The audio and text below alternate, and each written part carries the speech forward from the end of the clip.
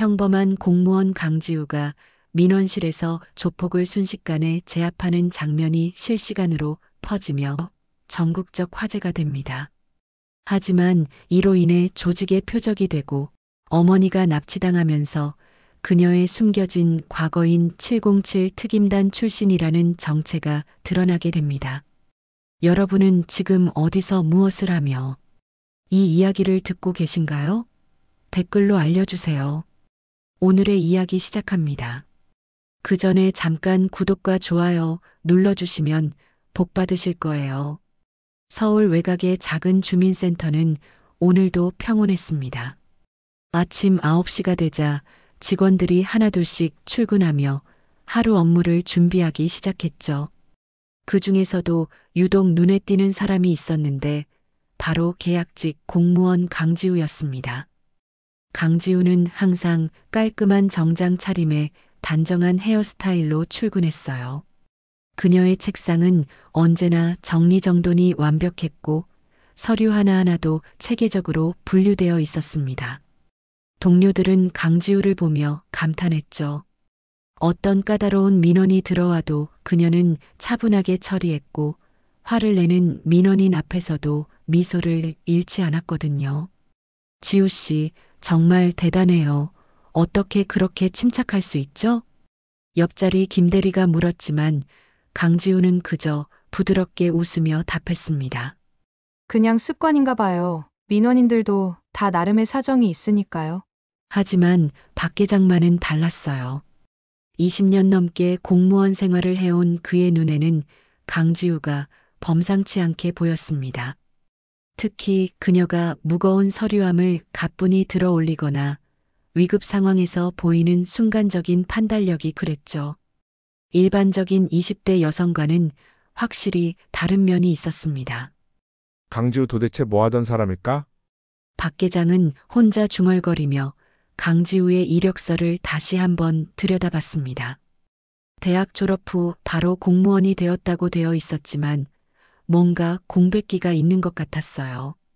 하지만 강지우는 자신의 과거에 대해 절대 말하지 않았고 동료들과도 적당한 거리를 유지했습니다. 오후 2시 민원실은 평소와 다름없이 조용했습니다. 강지우는 주민등록 등본 발급 업무를 처리하고 있었는데 갑자기 현관문이 거칠게 열리며 한 남자가 들어왔어요. 검은 정장에 선글라스를 쓴 그 남자는 명백히 일반 민원인과는 달라 보였습니다. 여기 누가 책임자야? 남자의 목소리가 민원실 전체에 울려 퍼졌죠. 다른 직원들은 움찔했지만 강지우만은 여전히 침착했습니다. 그녀는 천천히 고개를 들어 남자를 바라봤어요. 무엇을 도와드릴까요? 강지우의 목소리는 평소와 다름없이 차분했습니다. 하지만 그녀의 눈빛에는 뭔가 다른 것이 스쳐 지나갔어요. 마치 상대방을 분석하고 있는 것 같은 그런 예리함이었습니다. 검은 정장의 남자는 최도원이었습니다. 이 지역에서 나름 이름 있는 조직의 일원이었죠. 그는 민원실을 둘러보며 비웃듯 말했어요. 도와준다고? 웃기네. 여기서 우리 형님한테 벌금 고지서를 보냈다며? 최도원은 책상을 탁 치며 소리를 질렀습니다. 민원실에 있던 다른 민원인들이 깜짝 놀라며 웅성거리기 시작했어요. 몇몇은 핸드폰을 꺼내 상황을 촬영하기 시작했습니다. 벌금 고지서는 법적 절차에 따라 발송되는 것입니다. 이의가 있으시면 정당한 절차를 밟아주세요. 강지우의 답변은 여전히 차분했지만 최도원은 더욱 화가 났어요. 그는 강지우 앞으로 다가가며 협박적인 말투로 말했습니다. 절차. 개소리 하지 마. 우리 형님이 누군지 알아? 이 동네에서 건드리면 안 될 사람이라고. 최도원이 강지우의 책상에 손을 짚고 위협적으로 몸을 기울였을 때였습니다. 강지우는 순간적으로 움직였어요. 그녀의 손이 번개처럼 빨라 최도원의 손목을 잡았고 동시에 몸을 돌려 그를 바닥에 제압했습니다. 으아! 최도원의 비명이 민원실에 울려 퍼졌죠. 그는 바닥에 엎어진 채 꼼짝할 수 없었어요. 강지우는 그의 팔을 뒤로 꺾으며 조용히 말했습니다. 폭력이나 협박으로는 아무것도 해결되지 않습니다. 조용히 나가주세요. 민원실에 있던 모든 사람들이 입을 다물고 이 장면을 지켜봤어요. 강지우의 움직임은 너무나 자연스럽고 전문적이었습니다. 마치 오랫동안 훈련받은 사람처럼 말이죠. 이게 뭐야? 놔! 최도원이 발버둥 쳤지만 강지우의 제압술은 완벽했습니다. 그녀는 최도원을 일으켜 세우며 현관문 쪽으로 밀어냈어요. 다시는 이런 식으로 오시면 안 됩니다. 민원이 있으시면 정당한 절차를 밟아주세요. 최도원은 어안이 벙벙한 채로 민원실을 나갔습니다. 그의 뒷모습은 초라해 보였죠. 강지우는 다시 자리로 돌아가 평소처럼 업무를 계속했어요. 와, 대박이다. 한 민원인이 외쳤습니다. 이미 여러 명이 핸드폰으로 이 장면을 촬영하고 있었고 곧바로 소셜미디어에 영상이 올라가기 시작했어요. 공무원이 조폭 제압하는 장면 실화냐? 이게 진짜 우리나라 공무원이야? 댓글들이 폭발적으로 달리기 시작했습니다. 영상은 순식간에 수만 명이 보는 화제의 영상이 되었죠.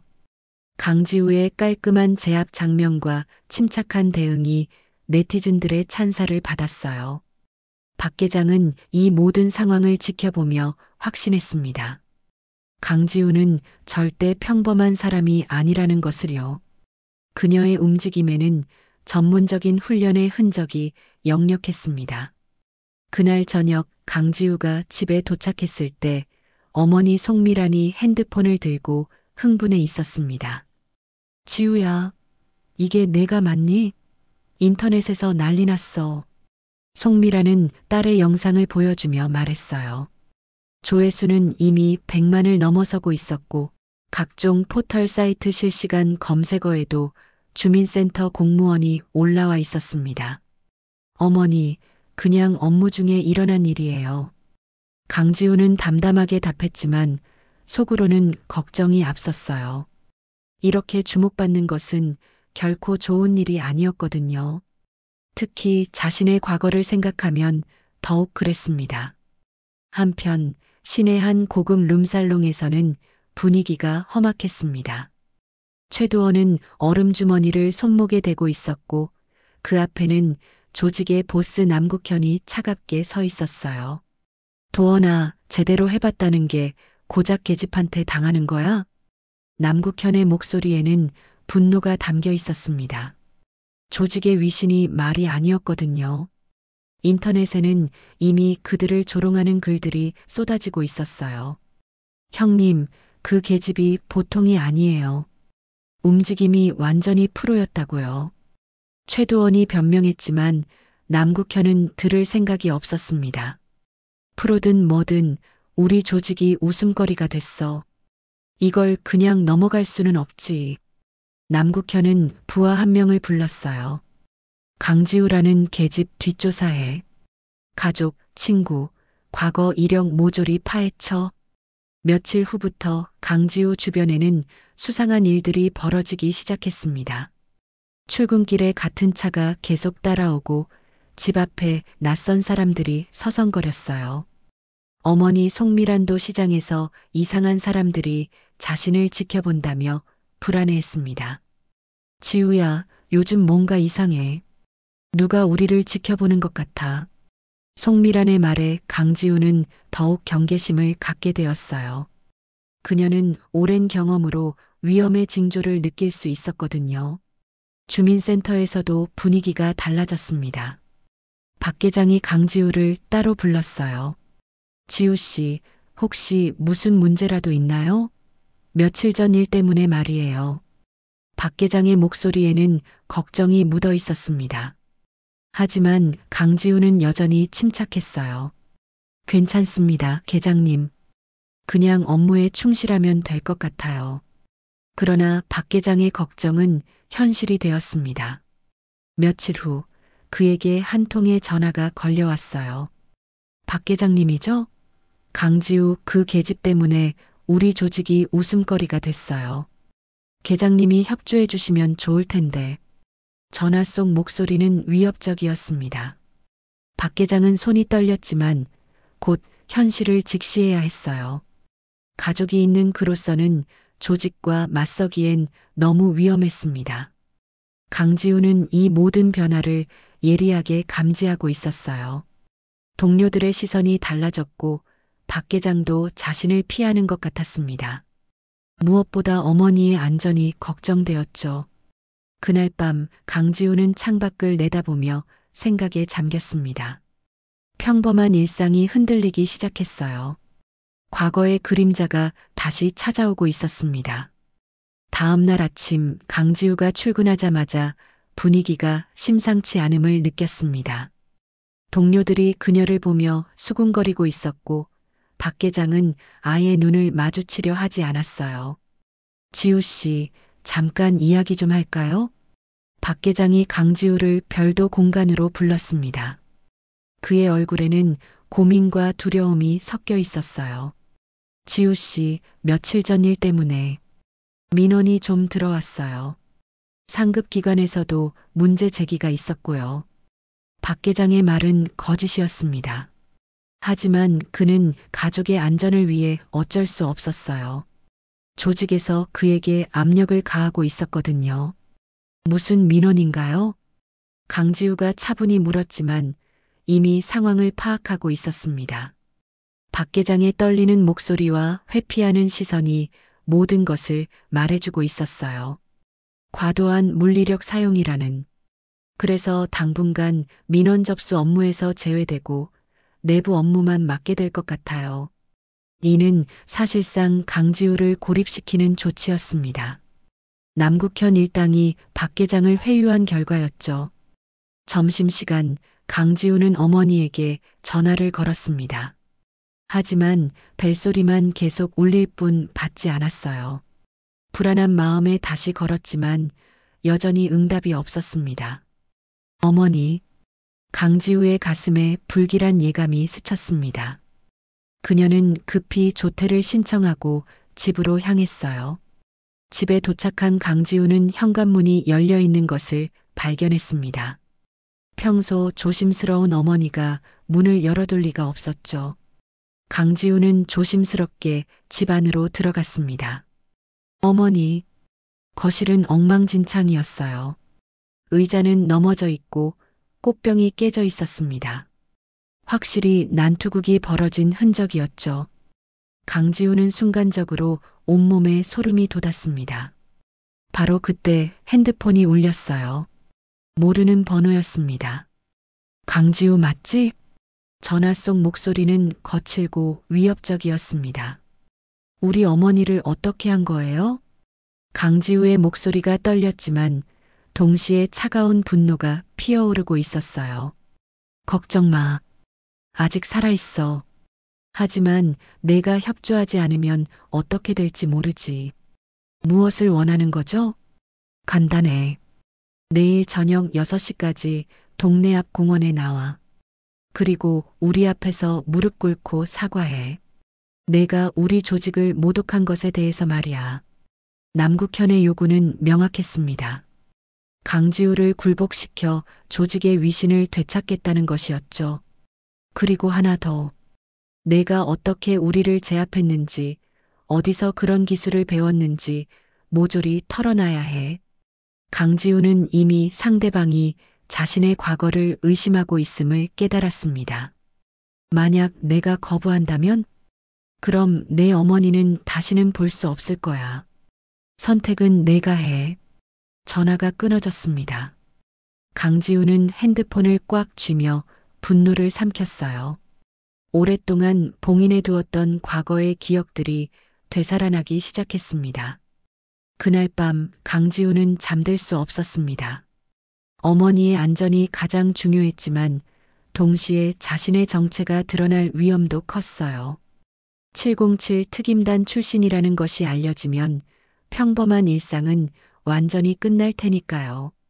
하지만 어머니를 구하기 위해서라면 어떤 희생도 감수해야 했습니다. 강지우는 마음을 굳히며 다음 날을 기다렸어요. 다음 날 아침 강지우는 평소와 다름없이 주민센터에 출근했습니다. 하지만 그녀의 마음속에는 이미 계획이 세워져 있었어요. 동료들은 그녀가 평소보다 더 조용하다는 것을 눈치챘지만 별다른 말을 하지 않았습니다. 지우 씨, 괜찮아요? 김대리가 걱정스럽게 물었지만 강지우는 그저 미소로 답했어요. 네, 괜찮습니다. 그냥 좀 피곤해서요. 오후 5시 강지우는 조퇴를 신청하고 집으로 향했습니다. 시간은 충분했어요. 남국현이 제시한 6시까지는 아직 1시간이 남아 있었거든요. 집에 도착한 강지우는 곧바로 안방 깊숙이 숨겨둔 작은 금고를 열었습니다. 그 안에는 오랫동안 봉인해 두었던 물건들이 들어 있었어요. 검은색 전술복, 방탄조끼, 그리고 각종 통신 장비들이었습니다. 이제 정말 써야 할 때가 왔구나. 강지우는 옷을 갈아입으며 과거의 기억을 되살렸습니다. 707 특임단에서 보낸 치열했던 시간들, 동료들과 함께했던 작전들이 선명하게 떠올랐어요. 옷을 갈아입은 강지우는 예전 모습과는 완전히 달라 보였습니다. 평범한 공무원이 아닌 훈련받은 특수부대원의 모습이었죠. 강지우는 핸드폰을 꺼내 오랫동안 연락하지 않았던 번호로 전화를 걸었습니다. 진우야, 나야. 지우야? 이게 웬일이야? 몇 년 만이냐? 전화 속 목소리는 반가움과 놀라움이 섞여 있었어요. 이진우는 강지우와 함께 707 특임단에서 활동했던 동료였습니다. 미안해. 급한 일이 생겼어. 도움이 필요해. 강지우의 목소리가 진지해지자 이진우도 분위기를 파악했습니다. 무슨 일이야? 말해봐. 강지우는 상황을 간단히 설명했어요. 어머니가 납치당했고 자신이 직접 구출해야 한다는 것을 말이죠. 알겠어. 지금 어디야? 집에 있어. 하지만 진우야, 위험할 수 있어. 무슨 소리야? 동료를 혼자 보낼 수 있겠어? 30분 안에 갈게. 이진우는 주저하지 않고 도움을 약속했습니다.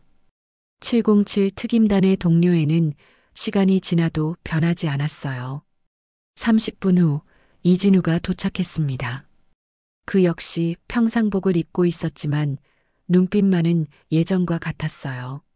지우야, 오랜만이야. 진우야, 정말 고마워. 두 사람은 간단한 인사를 나눈 후 곧바로 작전 계획을 세웠습니다. 일단 공원에 가서 상황을 파악해야겠어. 어머니가 어디에 있는지 알아내고. 그런데 지우야, 그냥 경찰에 신고하는 게 어때? 이진우의 제안에 강지우는 고개를 저었어요. 안 돼. 그들이 어머니를 해칠 수도 있어. 그리고 우리 정체가 드러나면 안 되잖아. 이진우도 이해했습니다. 707 특임단의 존재는 극비였고 그들의 정체가 알려지면 많은 문제가 생길 수 있었거든요. 알겠어. 그럼 일단 가서 상황을 보자. 강지우는 작전용 바디캠을 착용했습니다. 모든 과정을 기록해 증거로 남겨야 했거든요. 혹시 모르니까 이것도 켜둘게. 실시간으로 방송도 될 거야. 방송? 네티즌들이 증인이 되어주면 더 안전할 거야. 강지우의 계획은 치밀했습니다. 단순히 어머니를 구출하는 것이 아니라 모든 과정을 공개해 정당방위임을 증명하려는 것이었어요. 저녁 6시가 가까워지자 두 사람은 공원으로 향했습니다. 평범한 일상을 지키기 위한 마지막 싸움이 시작되려 하고 있었어요. 공원에 도착한 강지우와 이진우는 주변을 살폈습니다. 저녁 6시 약속 시간이었어요. 평소라면 산책하는 사람들로 북적였을 공원이 오늘따라 한산했습니다. 지우야, 저기. 이진우가 가리킨 곳에 검은 승용차 3대가 주차되어 있었어요. 그 주변으로 남국현의 부하들이 서 있었습니다. 강지우는 바디캠을 켜고 실시간 방송을 시작했어요. 화면에는 긴급 상황 어머니 구출 작전이라는 제목이 떠올랐습니다. 시청자 여러분, 지금부터 보시게 될 장면은 실제 상황입니다. 제 어머니가 납치당했고 범인들이 저에게 굴복을 요구하고 있어요. 방송이 시작되자마자 시청자 수가 급격히 늘어났습니다. 며칠 전 조폭 제압 영상으로 유명해진 강지우였기 때문이죠. 이거 진짜야? 공무원 언니 맞네. 실시간이야? 댓글들이 빠르게 올라오기 시작했어요. 강지우는 천천히 남국현 일당이 있는 곳으로 걸어갔습니다. 그들은 강지우를 보자 비웃음을 띠며 다가왔어요. 오, 시간 잘 지키네. 역시 공무원다워. 남국현이 조롱하듯 말했습니다. 그의 주변에는 최도원을 비롯해 6명의 부하들이 둘러서 있었어요. 제 어머니는 어디에 있습니까? 강지우의 목소리는 침착했지만 바디캠을 통해 시청하는 사람들은 긴장감을 느낄 수 있었습니다. 걱정 마. 안전한 곳에 있어. 하지만 내가 약속을 지켜야 볼 수 있을 거야. 남국현은 강지우에게 무릎을 꿇으라고 요구했어요. 하지만 강지우는 움직이지 않았습니다.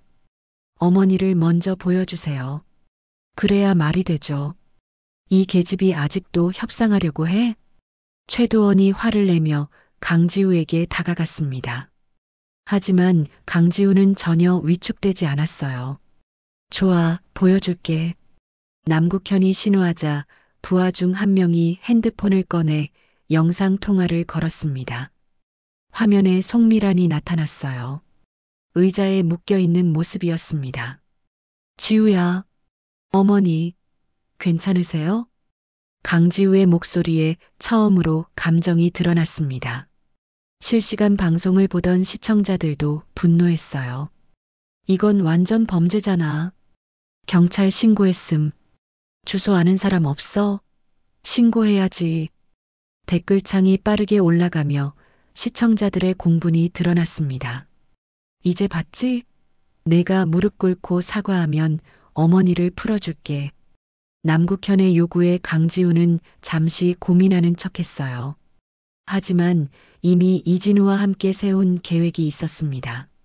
알겠습니다. 하지만 어머니가 있는 곳에서 직접 사과하고 싶어요. 그래야 진심이 전해지죠. 강지우의 제안에 남국현은 잠시 생각했습니다. 어차피 그들의 아지트로 데려가면 더 확실하게 굴복시킬 수 있을 거라 판단했어요. 좋아. 그럼 따라와. 남국현 일당은 강지우를 차에 태우고 외곽의 폐공장으로 향했습니다. 이진우는 뒤에서 오토바이를 타고 은밀하게 따라갔어요. 실시간 방송은 계속되고 있었고 시청자 수는 이미 10만 명을 넘어서고 있었습니다. 많은 사람들이 이 상황을 지켜보며 경찰에 신고하고 있었어요. 여러분, 지금 제가 어머니가 있는 곳으로 가고 있습니다. 위험할 수 있지만 모든 과정을 공개해서 진실을 밝히겠습니다. 강지우의 다짐에 시청자들은 응원 댓글을 보냈습니다. 평범한 공무원이 악과 맞서는 모습에 많은 사람들이 감동받고 있었어요. 폐공장에 도착하자 강지우는 마침내 어머니와 재회할 수 있었습니다. 하지만 이제 진짜 싸움이 시작되려 하고 있었어요. 폐공장 안은 어둡고 먼지투성이었습니다. 강지우는 바디캠을 통해 실시간으로 상황을 중계하고 있었어요. 시청자 수는 이미 20만 명을 넘어서고 있었습니다. 어머니, 강지우는 의자에 묶여있는 송미란을 보고 달려가려 했지만 남국현의 부하들이 가로막았어요. 아직 안 돼. 먼저 약속을 지켜야지. 남국현이 냉소적으로 웃으며 말했습니다. 그는 강지우가 무릎을 꿇고 굴복하는 모습을 보고 싶었어요. 지우야, 괜찮아. 엄마 걱정하지 마. 송미란이 딸을 걱정하며 말했지만 목소리에는 두려움이 섞여 있었습니다. 자, 이제 무릎 꿇어. 그리고 우리 앞에서 사과해. 내가 어디서 그런 기술을 배웠는지도 털어놔야 하고 남국현의 요구에 강지우는 천천히 무릎을 꿇는 척했어요. 하지만 그 순간 그녀는 재빠르게 움직였습니다. 지금 강지우의 신호와 함께 공장 창문이 깨지며 이진우가 진입했어요. 동시에 강지우는 가장 가까이 있던 부하의 다리를 걸어 넘어뜨렸습니다. 이게 뭐야? 남국현이 당황하며 소리쳤지만 이미 상황은 뒤바뀌고 있었어요. 강지우와 이진우의 움직임은 완벽하게 싱크로나이즈 되어 있었습니다. 실시간 방송을 보던 시청자들은 흥분했어요. 와, 진짜 액션 영화네. 공무원 언니 완전 프로야. 저 남자는 누구야? 동료인가? 강지우는 최도원을 순식간에 제압하며 그의 무기를 빼앗았어요. 이진우는 다른 부하 2명을 상대하고 있었습니다. 707 특임단에서 함께 훈련했던 콤비네이션이 빛을 발하고 있었죠. 너희들 대체 뭐야? 남국현이 당황하며 뒤로 물러났습니다. 예상과 완전히 다른 상황이었거든요. 저희는 평범한 시민입니다. 하지만 납치와 협박은 용납할 수 없어요. 강지우가 차분하게 말하며 어머니가 있는 곳으로 향했어요. 이진우가 나머지 부하들을 견제하고 있었습니다. 어머니, 괜찮으세요? 강지우는 재빠르게 어머니의 결박을 풀었어요. 송미라는 딸을 끌어안으며 안도의 눈물을 흘렸습니다. 지우야, 무서웠어. 이제 괜찮아요, 어머니. 하지만 남국현은 아직 포기하지 않았어요.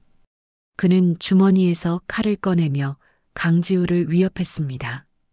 다 끝났다고 생각하지 마. 내가 누군지 모르겠지만 우리를 무시한 대가를 치르게 해줄게.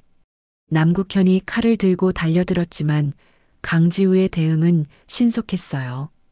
그녀는 남국현의 손목을 잡고 비틀어 칼을 떨어뜨렸습니다. 폭력으로는 아무것도 해결되지 않습니다. 강지우는 남국현을 바닥에 제압하며 조용히 말했어요. 이 모든 장면이 실시간으로 방송되고 있었습니다. 바로 그때 공장 밖에서 사이렌 소리가 들렸어요. 경찰이 도착한 것이었습니다. 실시간 방송을 본 시청자들의 신고가 효과를 발휘한 거죠. 경찰입니다. 손을 들고 나오세요. 확성기를 통한 경찰의 외침이 공장 안에 울려 퍼졌어요. 남국현 일당은 체포를 피할 수 없게 되었습니다. 여러분, 경찰이 도착했습니다. 이제 모든 것이 해결될 것 같아요. 강지우는 바디캠을 향해 말했어요. 실시간 채팅창에는 축하와 응원의 메시지들이 폭포수처럼 쏟아지고 있었습니다. 언니 진짜 멋있어. 정의가 승리했다. 완전 영웅이야. 몇 분 후 경찰들이 공장 안으로 들어왔어요. 그들은 남국현 일당을 체포하고 강지우와 이진우 그리고 송미란의 안전을 확인했습니다. 모든 과정이 실시간으로 방송되면서 투명하게 공개되었어요. 사건이 해결된 지 한 달이 지났습니다. 강지우는 여전히 같은 주민센터에서 근무하고 있었어요. 하지만 예전과는 많은 것이 달라져 있었습니다. 지우 씨, 오늘도 취재 요청이 들어왔어요. 김대리가 전화를 받고 강지우에게 말했습니다. 실시간 방송 이후 강지우는 전국적인 유명 인사가 되었거든요. 각종 방송국과 신문사에서 인터뷰 요청이 쇄도하고 있었어요. 정중히 거절해 주세요. 저는 그냥 평범한 공무원이에요.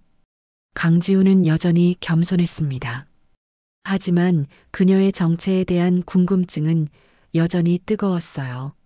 실시간 방송에서 보여준 전문적인 격투 실력과 이진우와의 완벽한 호흡이 화제였거든요. 박 계장은 강지우 앞에서 고개를 숙였어요.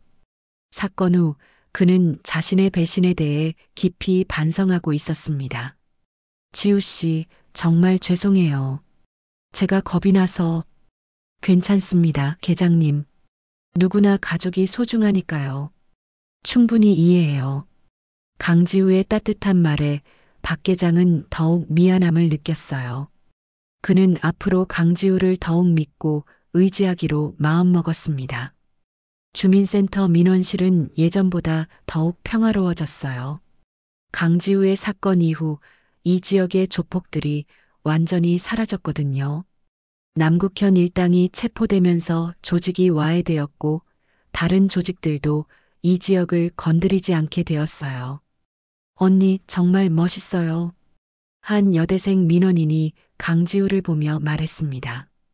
요즘 주민센터에는 강지우를 보러 오는 사람들이 늘어나고 있었어요. 감사해요. 하지만 저는 그냥 제 일을 했을 뿐이에요. 강지우는 여전히 담담했습니다. 하지만 그녀의 마음속에는 뿌듯함이 있었어요. 평범한 일상을 지켜냈다는 것이 가장 큰 성취였거든요. 점심시간 강지우는 어머니와 함께 식사를 하고 있었습니다. 송미라는 딸을 바라보며 자랑스러워했어요. 지우야, 엄마가 내가 이렇게 대단한 줄 몰랐어. 어머니, 저는 변한 게 없어요. 그냥 어머니를 지키고 싶었을 뿐이에요. 그런데 정말 특수부대 출신이었던 거야? 송미란의 질문에 강지우는 잠시 망설였어요. 하지만 이제는 숨길 필요가 없었습니다. 네, 707 특임단이라는 곳에 있었어요. 하지만 그건 과거의 일이고 지금은 그냥 평범한 공무원이고 싶어요. 우리 지우가 나라를 지키는 일을 했구나. 정말 자랑스러워. 어머니의 말에 강지우는 미소를 지었습니다. 가족의 이해와 지지가 가장 소중했거든요. 오후 늦게 이진우가 주민센터를 찾아왔어요. 그는 강지우와 함께 잠시 밖으로 나갔습니다. 지우야, 어때? 평범한 일상 되찾았어? 응, 고마워 진우야. 내가 없었다면 불가능했을 거야. 당연한 일이지. 그런데 정말 계속 여기서 일할 거야? 이진우의 질문에 강지우는 고개를 끄덕였어요. 응, 이게 내가 원하던 삶이야. 평범하고 조용한 일상 말이야. 알겠어. 하지만 혹시 또 도움이 필요하면 언제든 연락해. 고마워, 진우야. 두 사람은 간단한 인사를 나누고 헤어졌습니다. 강지우는 다시 주민센터로 돌아가 업무를 계속했어요. 저녁이 되어 퇴근길에 나선 강지우는 하늘을 올려다봤습니다. 평범한 일상이 얼마나 소중한지 다시 한번 깨달았어요. 그녀는 앞으로도 이 평범함을 지키기 위해 최선을 다하기로 다짐했습니다. 집으로 가는 길에 한 시민이 강지우에게 다가왔어요. 혹시 그 유명한 공무원님이시죠? 정말 감사해요. 덕분에 우리 동네가 안전해졌어요. 아니에요. 저는 그냥 평범한 공무원일 뿐이에요. 강지우는 여전히 겸손했습니다. 하지만 그녀의 마음속에는 뿌듯함이 있었어요. 자신이 지키고 싶었던 평범한 일상, 그리고 시민들의 안전을 동시에 지켜낸 것이었거든요. 그날 밤 강지우는 창밖을 보며 생각에 잠겼습니다. 언제든 다시 위험이 찾아올 수 있지만 그때도 자신은 준비되어 있을 것이라는 확신이 있었어요. 평범한 공무원으로서, 그리고 필요할 때는 시민을 지키는 수호자로서 말이죠. 국가는 조용히 무너지지 않습니다. 강지우 같은 평범한 영웅들이 일상 속에서 묵묵히 그것을 지켜나가고 있으니까요. 오늘도 귀한 시간 내어 끝까지 시청해주신 구독자 여러분 진심으로 감사드립니다. 오늘의 이야기가 마음을 울렸다면 구독과 좋아요, 댓글 부탁드립니다.